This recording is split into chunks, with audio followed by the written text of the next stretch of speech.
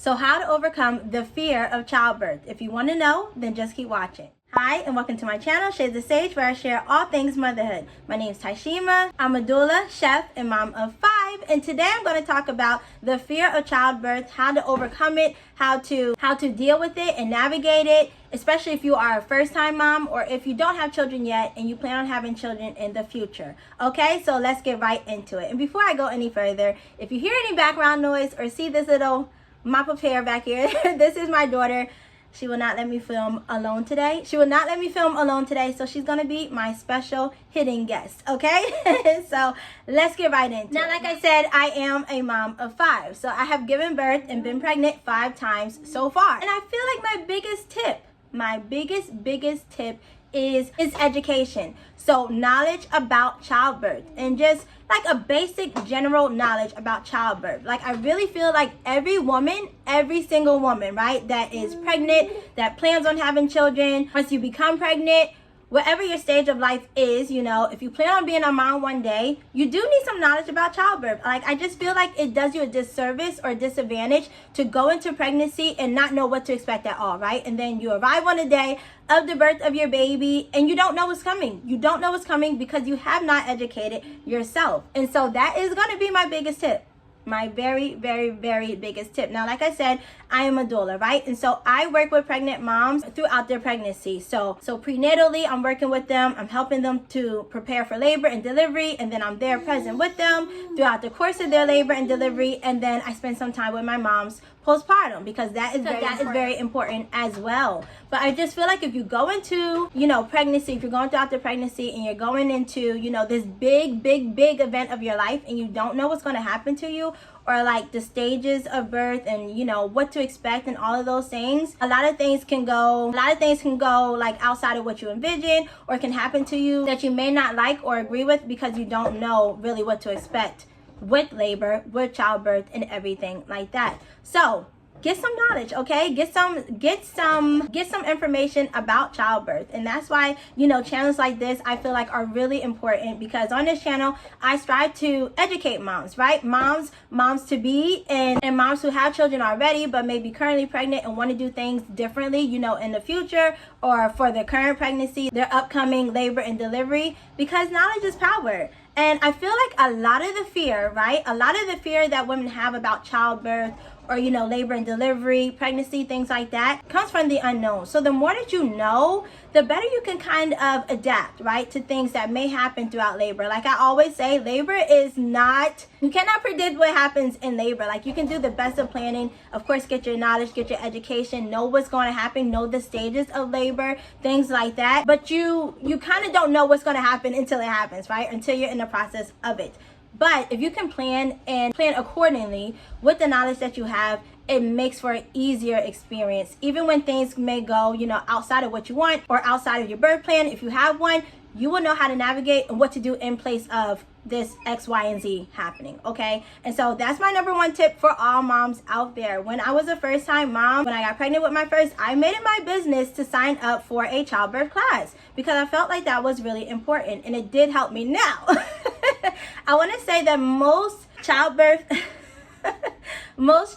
classes really kind of only touch on like the basics of, you know, labor and delivery and things like that. My labor and delivery, if you want to know, I do have my birth story on here and what happened and everything like that. So what happened to me, right, I was completely unprepared for it, completely, because I'm thinking a normal vaginal birth. That is not what happened for my first time around. And so even with your planning, it is good to get the basic knowledge, right? But if you got that extra time, if you want to, you know, just kind of want to be prepared for anything, you may want to look into like some special conditions or some special events in childbirth that may happen. So what to do if, you know, you are planning a vaginal birth, but you end up with a C-section. What does that recovery look like? What does the C-section look like? What does that entail? Because for a lot of moms, when they have a C-section, it's not because it was planned, especially if it is your first birth and your first child. A lot of times you don't go into it planning to have a cesarean unless, you know, like your baby's reach or whatever. And again, that is another topic because that's another topic. But a lot of them don't. A lot of the first time cesarean births are not planned. So you are kind of bombarded with just everything that happens during a cesarean birth that you didn't plan for because you weren't planning for it. So you don't know all those things. Like for me, when I had my first C-section, my arms were strapped down and no one told me about that. Of course, I was not warned, I was not prepared, and that really freaked me out. Like, I almost had a panic attack, an anxiety attack there on the table, because I'm like, I can't move my arms. Not only can I not feel from the waist down, but now I can't move my arms. Like, stuff like that people don't know until you get into that situation. So get you some education about childbirth, and maybe even some special things that happen, that may happen outside of the norm. For me, again, I had preeclampsia, something I never even heard the word preeclampsia until I was diagnosed with it, right? And so again, do your due diligence to get some education. Watch YouTube videos like this. If you want to be one of those people that pay for childbirth classes, you can do that. There are so many. I'm not going to recommend any, because everybody, it kind of vibe with different people or different, approaches to childbirth. So the Bradley method may be good for you. The Lamaze method, that's an old school one, but that may be good for you. Hypnobirthing, people like that. And there's so many people. So, experiment and research and things like that. Books and reading. If you're a person like me who loves to read, I love to read. Get you some books as well. I probably read like 3 books for my first, what's really funny, maybe a little side, but what's really funny is I had a pregnancy. I had the standard What to Expect When You're Expecting book, right, for my first pregnancy. And I was working my way through that book diligently, but I had not gotten to the end. And at the end of that book, lo and behold, had everything you wanted to know about preeclampsia.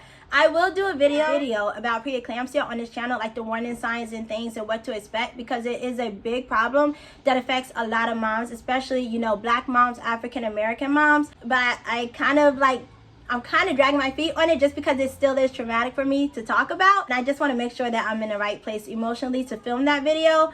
But it's coming because I know the knowledge and the information needs to get out there. But, I was in the midst of reading that book. I did not get all the way to the end of my pregnancy. And so, like I said, if you want to know everything, you can check out my birth story. But I never even had time to read those chapters.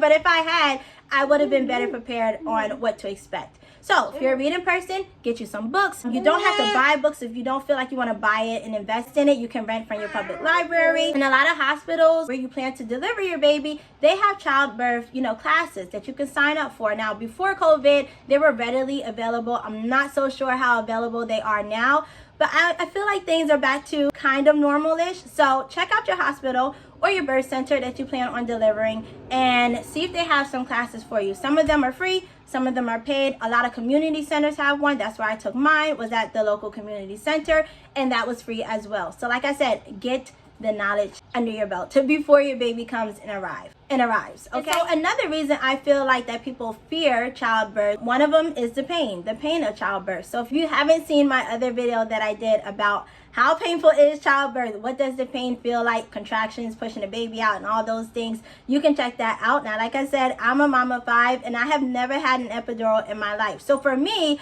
the pain of childbirth, it is painful, okay, if you do it without, pain medication or whatever. But for me, it's tolerable. But still, even when we're talking about pain or, ways to navigate the pain and all of that stuff, just know that you can do it, right? Like, you can do it whether you have an epidural or whether you don't have an epidural. Many of women have done it and survived it. And I don't want to downplay, though, like, the statistics, right? Because in this country, if you live in America like I do, the statistics of, of maternal death or whatever, or fetal death is higher than, other countries, and higher than it should be in this country for the healthcare and the amount of healthcare that we have, the amount of money that we spend on healthcare and things like that. So I don't want to say, oh, just go into it all laxy-daisy, but I do want to say, try to comfort your heart and your mind with the fact that many women have done it. Like, this is literally what our bodies were made and designed to do, and you can do it as well. And going back to what I said earlier, make sure that you have the knowledge, right? Because if you have the knowledge about the basics of childbirth,